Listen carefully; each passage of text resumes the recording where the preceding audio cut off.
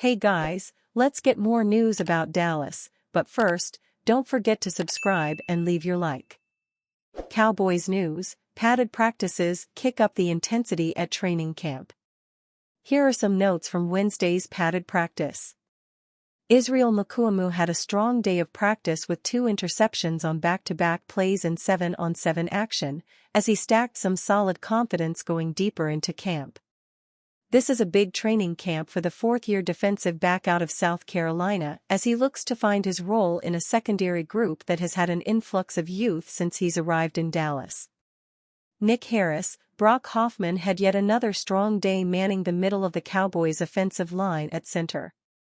His shotgun snaps are consistent, his anchor digs into the grass, and his reach in the run game allowed for some big running lanes. Hoffman continues his strong start to camp as he fights to keep positioning atop the center battle. Nick Harris: it's early, but it's beginning to look as if the Cowboys may have found another gem from the spring league.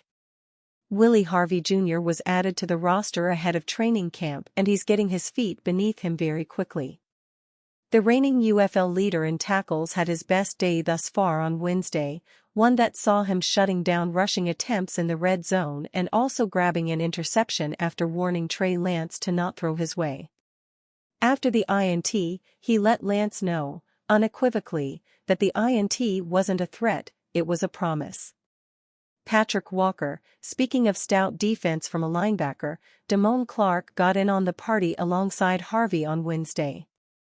Clark was a machine in the way he attacked the run gaps to get hands on Ezekiel Elliott and others, and when tasked with chasing down Rico Dowdle on at least one play, a pitch to the left. Also showing some prowess in coverage, the biggest takeaway from Clark's day is that the presence of other actual linebackers could unlock his own ability to change games, seeing as each of the LBs were playing off of the assignment of the other and not doubting they'd be where they were supposed to be. The rest handled itself.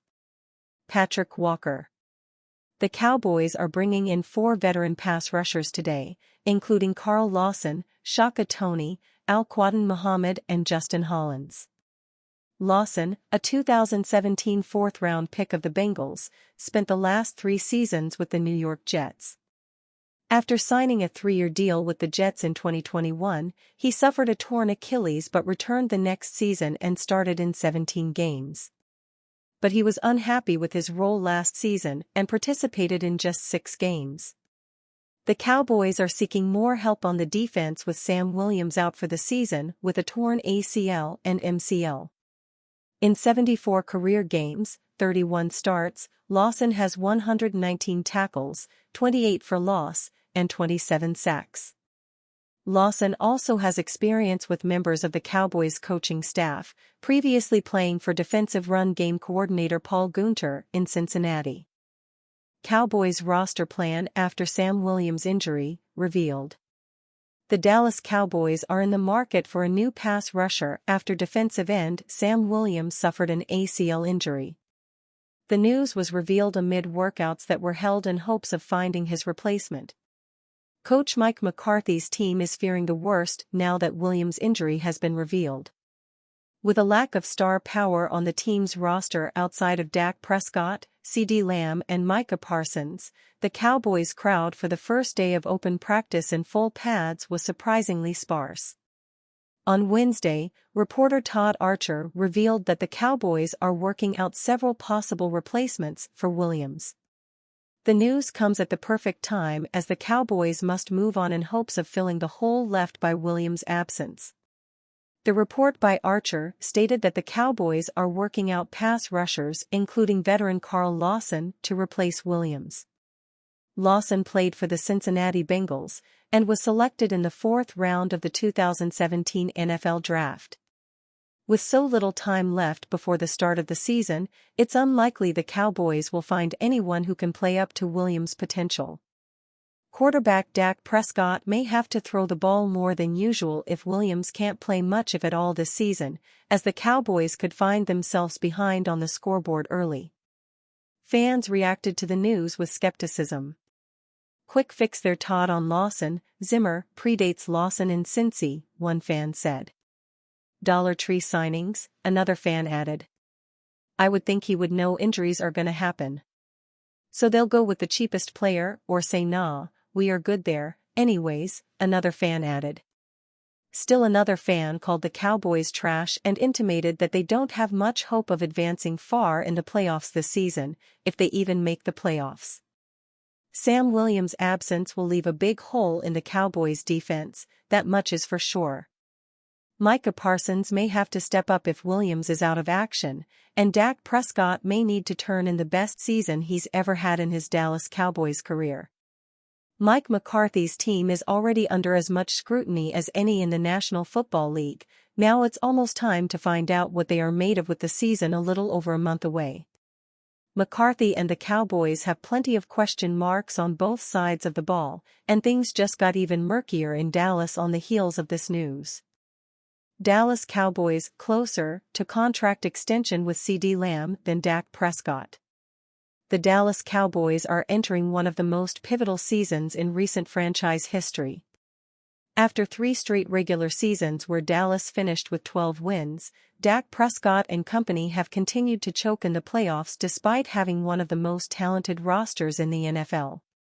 After the Cowboys fell to the Packers in a surprise upset in the wild card round last year, there was a general sentiment amongst NFL insiders that Jerry Jones might blow the whole thing up.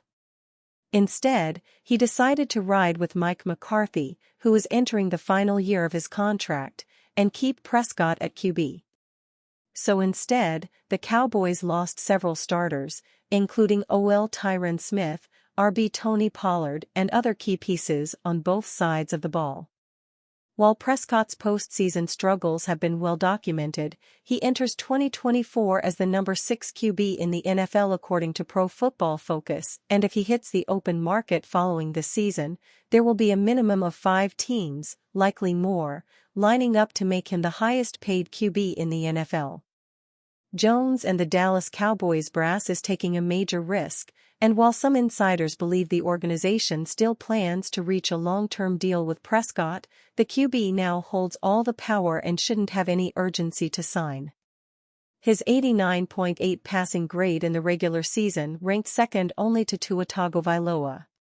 His 73.5 passing grade under pressure was number 1. His 37 big-time throws in the regular season were the most in the NFL, and his 2% turnover-worthy play rate was the lowest among quarterbacks with at least 400 dropbacks. So now, Jerry Jones and the Dallas decision-makers have a massive decision on their hands, but Prescott holds all the power. Now that Trevor Lawrence just inked a deal that is paying him the same kind of money Joe Burrow is getting, Prescott's price tag only got higher and reports have surfaced that he's now demanding $60 million per year. At this point, there's a very real possibility Prescott can hand-pick the team that will be more than happy to pay him what he's asking after 2024.